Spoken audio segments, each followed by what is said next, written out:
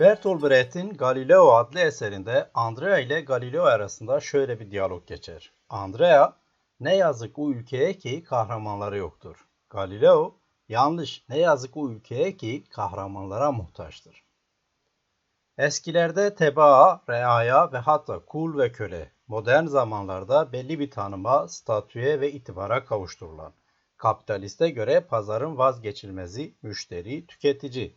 Muhafazakara göre geleneğin, inancın tarihsel sürdürücüsü. Sosyaliste göre sömürülen, sömürüye baş kaldıran, deviren, devrimin vazgeçilmezi. Vazgeçilmez, kıymetli. İktidarın meşru zemini. Kapitalisti de her türden muhafazakarı da her türlü radikali de iktidar olmanın dayanağı olarak görür. Halktan söz ediyorum elbette.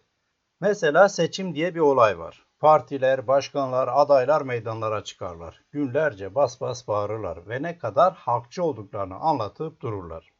Milliyetçisi halkçı, liberali halkçı, solcusu halkçı, dincisi halkçı, ırkçısı da halkçı, demokratı halkçı, sosyal demokratı halkçı, komünisti halkçı, herkes halkçı oğlu halkçı.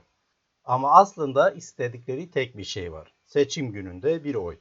Alınan bir oy iktidar yolunda büyük kazançtır. İddia edilen ise halk adına iktidardır. Malum milyonlarca kişi hep birlikte iktidara ya da daha naif bir ifadeyle yönetime katılamayacağına göre birilerinin bu pek vefalı ve de cefalı görevi üstlenmesi gerekiyor. Bu birileri oy isteyenlerdir.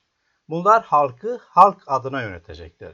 İddiaları böyle ve en genel ifadeyle böylece halkçı verirler. Peki gerçek böyle mi? Mesela şu solculara bakalım. Çoğunlukla halkın bağrından çıkarlar. Halk için canlarını feda ederler. Çoğu halk gibi çoğunlukla yoksuldur. Halk gibi refah ve zenginliği ister.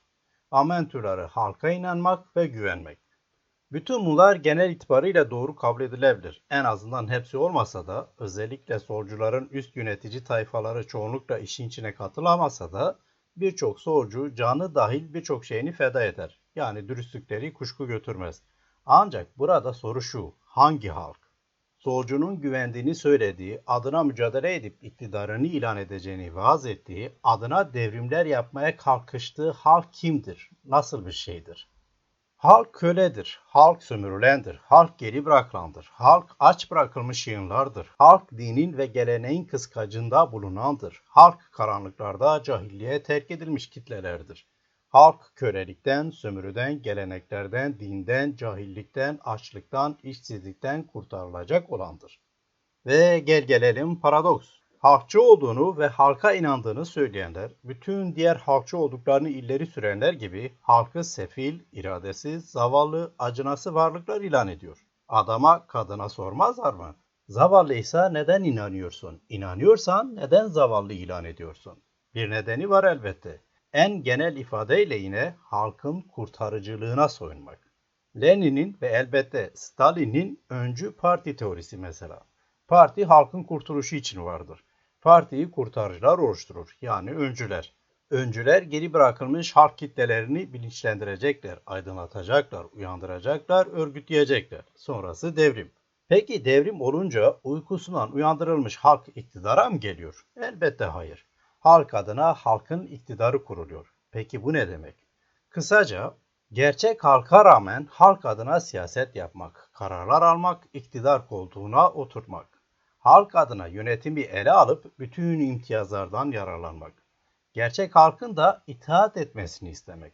Halkın bu öncülere güvenmesini, içinin rahat olmasını vaaz etmek.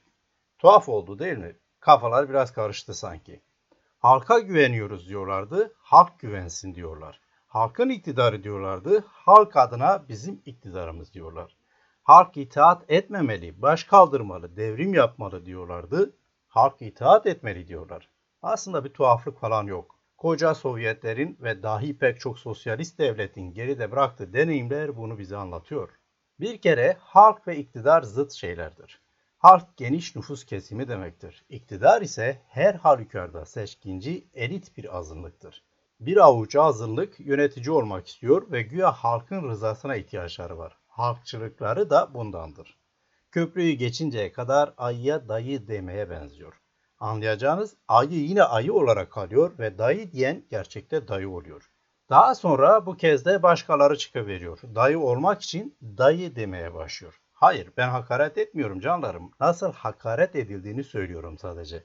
Bu durumda halk, kitle ya da yığın olarak görülen, meydanlarda vaaz edilen ve bu vaazın gereğini yapması istenen oluyor.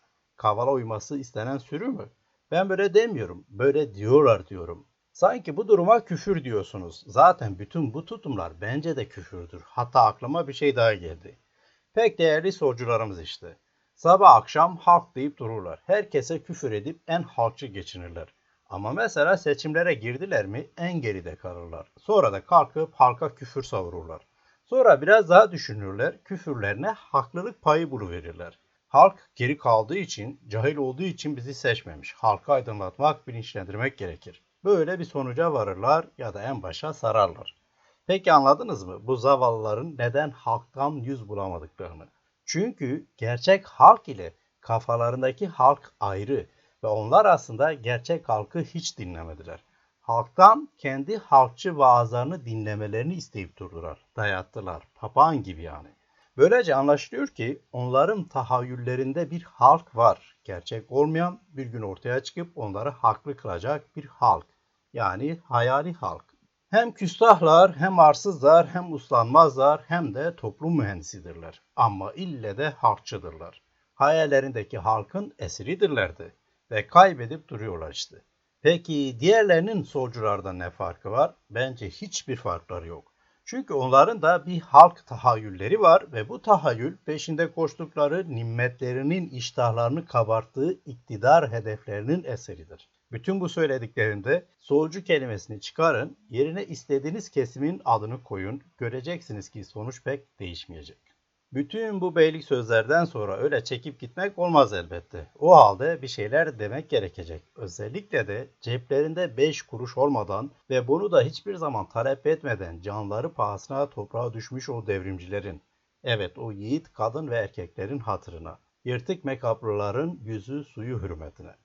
Siz de bana katılıyorsanız iyi o zaman. Albert Camus'un 1957'deki Nobel Edebiyat Ödülünü alırken yaptığı konuşmadan bir bölümü buraya ekleyeyim.